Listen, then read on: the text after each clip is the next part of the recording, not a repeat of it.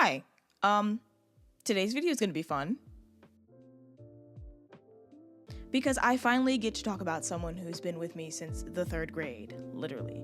You've seen him in a few of my sketches. If you follow me on Instagram and TikTok, you've seen him as his full character sheet on my Instagram and TikTok, but I don't think I've really talked about him, like, you know, in depth on this channel, except for maybe the character interview, which you should definitely go watch, shameless plug. But today, we're talking about Dimitrius Heartwell, or just Dimi if you're feeling cool. He is my boy, my son, my precious child, and he's the main character of the series I'm currently working on, the Heartwell Hymn.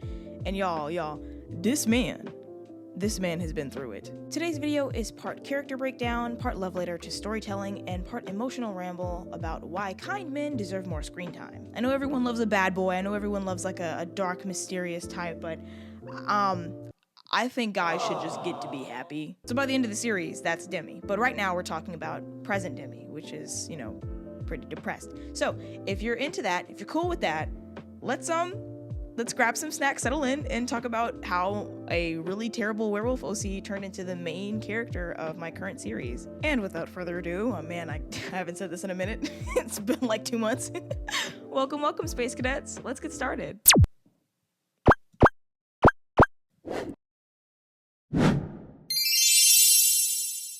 All right, let's start off with the quick rundown of like where he came from, like his backstory, who he is, and like a surface value. So quick introduction, you know, but also I'm gonna interject here for a moment before I start.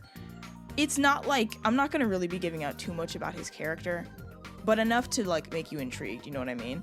Cause like I don't wanna sell him and then you read it and you're like, that's not who I was expecting. Because his introduction in the comic, the first episode that I've written and drafted already, he's drastically different because he's at work. So Dimi has this thing where he puts on a face, he puts on a mask, and he's like, how would my dad and how would my uncle get this job done? And he basically just role plays. He's a loser, okay? I'll get to that. But he has like zero confidence, and I know that's like dumb to say as a large, handsome, buff man. But when you've been tortured and destroyed emotionally, it's kind of hard to look in the mirror and see your greatest value. So let's get into the backstory. So, Dimi was born prematurely on the islands of St. Vincent and the Grenadines. Shameless, actual lineage plug. My dad's from St. Vincent. I'm a halfer, okay? So, respect the grind. Respect the island life, okay? But yeah, Dimi's Caribbean because I feel like there's very little Caribbean representation in media. And representation, woke. But if I hadn't seen it, I want to make it, you know what I mean? So yeah, he's just a little island boy, and his mom is from Ethiopia, so he's a proper mixed child. Though if you know how the Caribbean was made predominantly of brown people, then you'd know that they're not really that different in terms of genetic makeup, but we're not gonna get into genealogy right now. But yeah, Dimi had a really awesome childhood. He was chilling, he was way into bugs, way into superheroes, he was always reading, he was a nerd kid, okay? Like when I say nerdy, I don't mean like, oh, like there's a difference between a geek and a nerd. There's a big difference between being a geek and being a nerd. And then people always get those two mixed up. He was a nerd, so he was smart. He was into Star Trek, not Star Wars. And growing up, he wasn't really into like violence or anything. He didn't really care to be like in fights or you know, watching people fight. That came later on in life. He was the kid in the back of the class who was quiet and had a bug collection. That's all I'm going to say. But yeah, childhood was good. His parents had a cohesive relationship. In fact, they're madly in love. They're soulmates. And everything's going great. He has an older brother, Azier, his cousin, Reggie, and he's loved. He's in a very loved position as of right now, until his mother is killed by monster hunters. Insert Walt Disney core, because a lot of the characters in my series don't have moms. I'm just kidding, wait. wait. I'm just kidding, wait. Yeah, actually, you know what? Most people have their, oh, wait. Do they though? But anyway, we're talking about Dimi right now. His mom's dead. His mom dies, and that breaks him. And I know that sounds so, like, boring, you know? Oh my god, like, obviously, like, you traumatized the character by killing his mom. No, that's not it. I'm not done. But yeah, his mother just wasn't killed by monster hunters. He was there, and they made him watch. But this tragedy did not stop Dimi from being, you know, a good person. He learned from young that he had to be someone who stayed gentle, even when the world gave him every reason not to be. And then college came. And then the Trinity Society. The Trinity Society is a secretive cult with one goal: to find a body for their twisted leader, Alistair Sinclair. This man is deeply insane, deeply lost of humanity in his brain skull thing. I don't even think he has a heart in his body, dude. Like, it does not exist. You know when Mahito from Jujutsu Kaisen was talking about some humans don't have hearts, but they have souls, and I can shape them, blah, blah, blah. Bro, that's Alistair. They sought Dimi out for whatever reason. Honestly, the reason is redacted so that you can enjoy the comic full to its fullest when the big twists and things happen. And, you know, they found him, they picked him, they manipulated him, broke him down, turned his life into psychological warfare, and then, you know, we get traumatized MC. But he survived. He survived the trauma, he survived the pain, because he was saved by his father, his uncle, and his aunt. And he came out of this situation the worst he had ever been in his life. He doubted himself a lot. He couldn't look in the mirror for a while. He cut off all his hair. He was like losing it. I mean, like, drawing that's gonna be pretty painful for me, because I know when I first started writing this series, I was like, haha, suffering is fun to write because it's interesting. And then I got to the part where I was like, I'm gonna have to draw this out. And it really hurt me because I've started to really cultivate a deep love for Dimi's character in my heart. And no, it's gonna be difficult. But yeah, blood was worse for wear. Like, I mean, traumatized. I mean, like, looking at his shadow and screaming and stuff. So by the time he was 21, he packed his bags, he dipped, and he went to go try and figure himself out without burdening his family. And since then, up until 24, he's been doing pretty good for himself. In personality, Dimi is a good representation of duality as a concept. He's very paradoxical. He's super, like, tough, but also very soft. He's a guy who listens more than he talks. But when he speaks, girl, when he speaks, writing Dimi's speaking lines when things get serious is like a test of character for me. Because, like, I'm very, like, poetic with the way that I talk to people in real life. And like, being able to, like, translate that into a character is really fun, because, oh my gosh. Ah! But yeah, he's in general a very compassionate person because he knows what suffering feels like. And I think that representing that in media is really important, especially as a Christian who really deeply, bro, the human struggle is so real. And I thought it ironic that the most human character in the series would be like a literal beast. Yeah, he's not perfect. He's not amazing at everything. He's not, like, you know, like, just knows exactly what to say at every moment, every time. He doubts himself. Sometimes he just straight up disappears without a word, and it's really hard for him to trust people, so he's kind of distant and, like, will wear 10,000 masks before you get down to the kind of person he really is on the inside. But once you're in the trust circle, bro is loyal, he's protective, and very present. He's the kind of person who chooses kindness, especially when it hurts. And honestly, that might be the most heroic thing about him.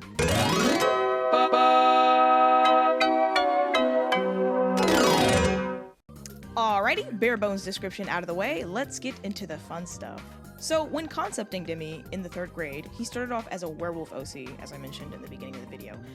And I've mentioned on this channel before how much I love werewolves, and I think that mostly stems from the media my mom and dad watched a lot that infected me a lot. So me and my sister are on opposite spectrums. She likes vampires and I like werewolves. And the thing is, I wasn't into Twilight, and I don't even think she was really into Twilight.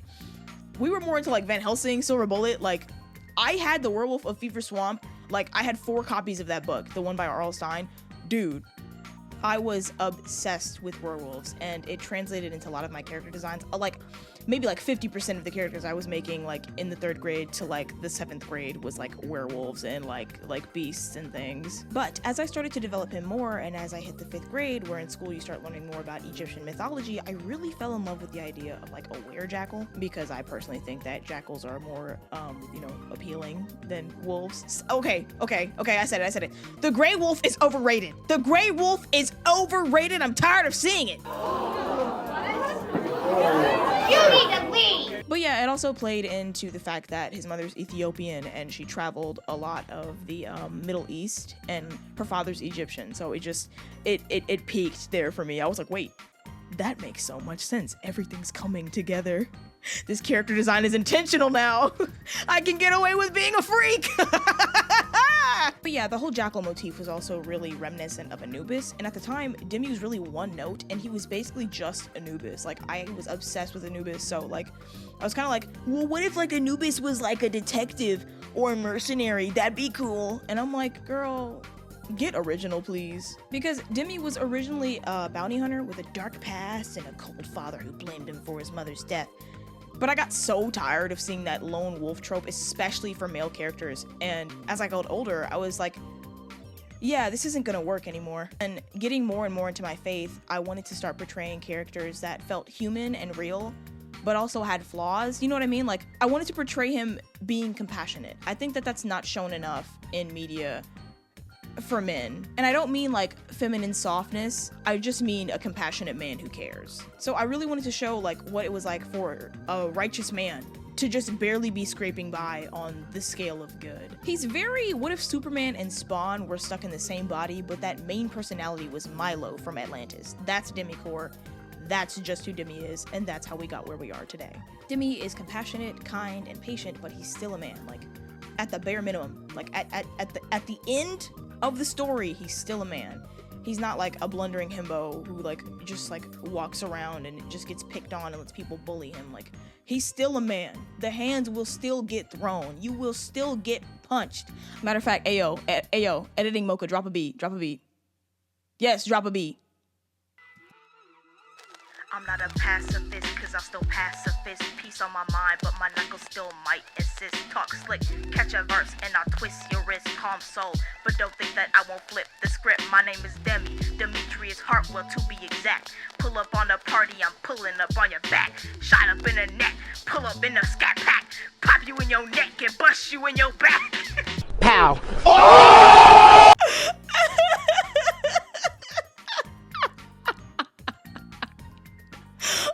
I'm keeping that in there. Oh man, I'm keeping that in there. I'd like to thank everyone for coming. That's probably the most fire bars I've ever dropped in my whole life, except for that one Ganondorf rap I did in like the 6th grade. Basically what I'm trying to say is that Dimi isn't the bane of masculinity in media. I feel like a lot of people have a problem, especially those red pill guys who are still mourning their 6th grade relationships, have a lot of problems with softer male characters. Quote unquote, being soft is just like caring. So I'm like, you guys are shooting yourselves in the foot by making people not like you, because if this is a problem, this guy essentially saving children out of the bus is an issue for you, why are you expecting somebody to think that they want to, like marry you? No tea, no hate, no shade, but that's foolishness. But anyway, that's besides the point. Dimi does get more confidence as the series goes on. He starts off a little like, a little softer, you know what I mean? Like, and this might sound emasculating, blah, blah, blah, like he's a soy boy or something, but let me tell you something. By the end of this 14 season extravaganza, Dimi comes out stronger, wiser, and more sure of himself than anyone in the entire series. I can guarantee you that. I've observed this effect of like softer guy becomes dad in media so many times, and the greatest way I can explain that and that I've seen that done is through Spider-Man. Spider-Man has always been that guy, and that character shaped me so much as a kid. I was obsessed, I was in love, I still am to this day. Mom, please throw me that 22nd birthday Spider-Man extravaganza, please. But yeah, I wasn't just obsessed with him because he was Spider-Man, I was obsessed with him because he was Peter Parker. It wasn't just the web slinging or the suit, but what he stood for that made him and still makes him to this day a standout individual. If Peter Parker was a real person, sure, I wouldn't hang out with him because it's obvious that that's Spider-Man and I don't want to die, but I would admire him so much. And he's not perfect because he's done some questionable things in the comics. But what makes him such a standout character is that he almost always immediately regrets it and he goes back to fix it, or the universe punishes him for being not Spider-Man-like. Like, he gets knocked down, he gets torn apart, but he still shows up for his city, for his aunt, for strangers, and that stuck with me. The idea that being a hero will cost you everything, but it's worth it, is the epitome of Dimitrius's character. It's why I mess with characters like Tanjiro and Deku and a lot of the My Hero cast. It's because it shows a level of deep compassion in many different situations and through different personality types. Dimi's not the strongest guy, he's not the most skilled, he's not I won't say he's not the best looking because look at this man. But he cares, and he cares deeply, quietly, under the radar even at times, to make sure that people are taken care of. He's the guy who dies in the zombie apocalypse because he was too busy taking care of somebody else. And that's the character everyone's like, yo, that guy was dumb. Why was he trying to help that guy out of that trap, bro? He should have just ran away or shot him and like blah, blah, blah, blah, blah. Everybody was hyping up Shane and nobody was giving Glenn his flowers until his death. Oh my God. Oh my God. But yeah, he's the kind of guy who would give you his last of anything at that. Just like, he's just a cool dude. I think a lot of people are going to resonate with Dimi. A lot of compassionate feelers, a lot of empathetic feelers are going to really like Dimi, and a lot of like, you know, I won't say a specific type of people are going to really dislike his character and say that he's pretty soft and like this is a terrible representation of blah blah blah blah blah blah blah blah. And you know what? I don't care. I've prepared myself for this. I don't care. You root for him because the duality of man. You're rooting for him because the duality of his character and who he is and how he's balancing both being in the dark and being in the light all at once. He was never built to be edgy or cool. He was built to be good, and for that goodness, to hurt. That's real. That's what heroism looks like. It's not always glamorous. It's not always all of this amazingness and you come out on top every time. Sometimes it's ugly and it's humiliating, but that sacrifice, that choice to keep going anyway, that's what makes a man like Dimi powerful. That's what makes what he stands for so important. And his inspirations go beyond Spider-Man. I'll admit to that. He's deeply inspired by Spawn, design-wise, and I've always had canon in my head that older Dimi sounds like Spawn, which is just chef's kiss for a storytelling. So delicious. Oh my God. Anyway, he's inspired by Spawn, Milo Thatch, obviously. I had a crush on Milo growing up, so I was like, let me make my boyfriend real quick. And Anubis, Daredevil, Moon Knight. Moon Knight, I'm not going to give you the reason why, because that's kind of a spoiler, but if you know who Moon Knight is, especially in the comics, that's enough for you to start theorizing if you care enough. But anyway, yeah, I have a lot of like personality based inspirations for him as well. But we're not going to get into that because you'll just see it. You'll see all of the random Zelda references and all of the Elden Ring references and things like that throughout the series because like it's very Easter egg packed. I'm really excited. But anyway, he represents a level of restraint that wanes and fades and even falls apart entirely at times. And I think that's my favorite part about writing this character is just how darn heavy he is. His duality of man and spirit. And no spoilers, but Dimi has to make some crazy decisions throughout the series, and he doesn't always make the right one, but it's how he handles the fallout that makes him a righteous man. I love flawed hero characters, so I decided to write one. And no one person is 100% good or evil, and Dimi exemplifies that for the truth that it is. Now let's get to something I feel very passionate about, something I feel very inclined to speak about. He's black. That's it. That's all. That's it. That's all, guys. He's a black guy. But seriously, he's a black male lead. Okay, period. Point blank. He's a black male lead, and that is intentional. I was originally going to create my first comic, and it was going to be about a black female lead. And you know what? Black people. But yeah, here on this channel, we are 100% transparent. So I'm just going to give you the reason why I decided to do this. And it's because, so I love writing male characters.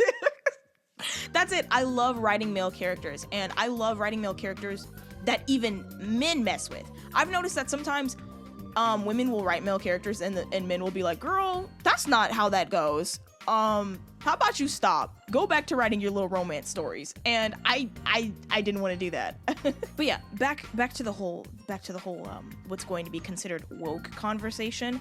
So I think that properly representing black men in media has been something that's it's gotten better over the years, but it's not 100% perfect, and it's not even like 50% there. It's kind of just they've picked their 3 different stereotypes that they like to show off, and then that's it. As someone who grew up around black men all her life, I've studied their mannerisms down to the detail, the way that they express themselves, the different ways that jokes come off, and being in the black community as a person of color, regardless of your race, you know how real life black people behave.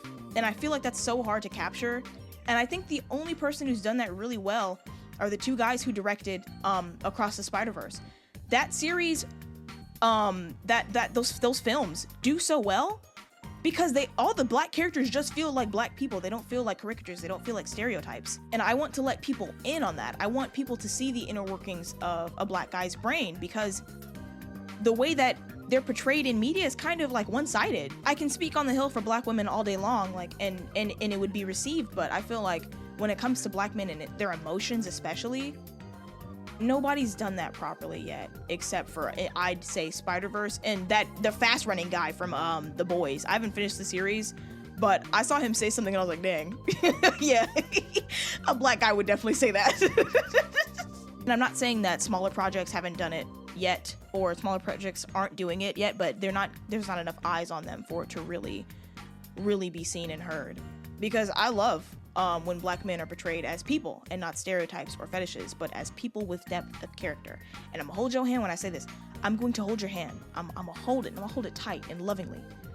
They are not all the same drug-dealing, snarky, Glock-having, chicken-eating slumlords. I pray you don't truly believe that. Black men have more character than that. I'm so sorry if you've thought your whole life that every black man was dealing drugs and living out of their mama's basement. Even crazier, guess what?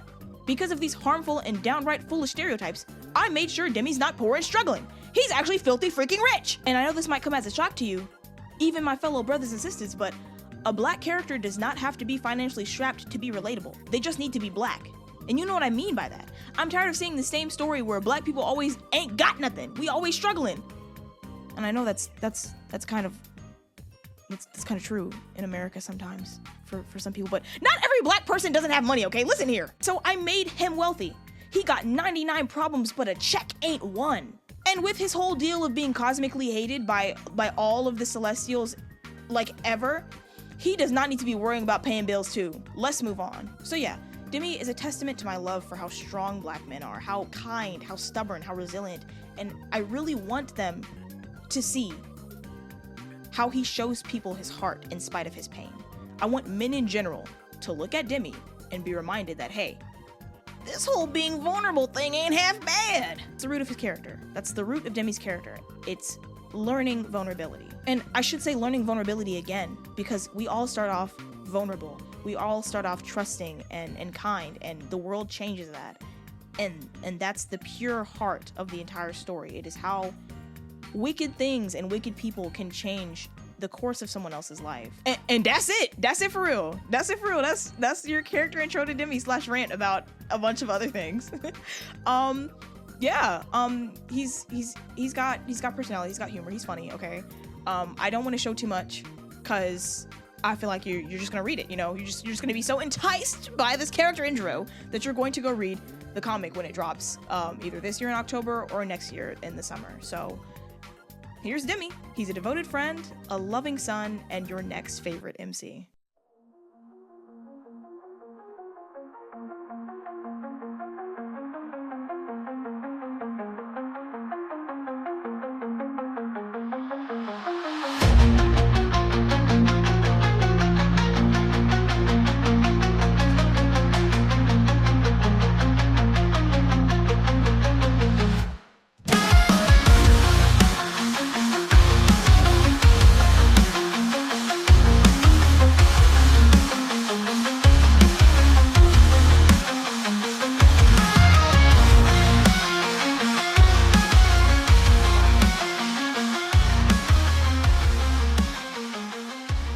Yeah, I hope you all really enjoyed learning about Dimi and watching me work on his updated character sheet. That'll be posted soon on my Instagram and TikTok.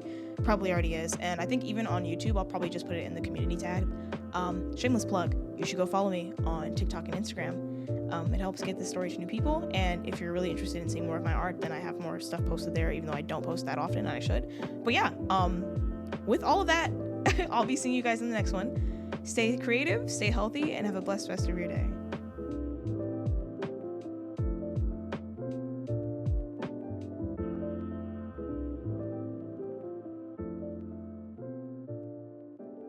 You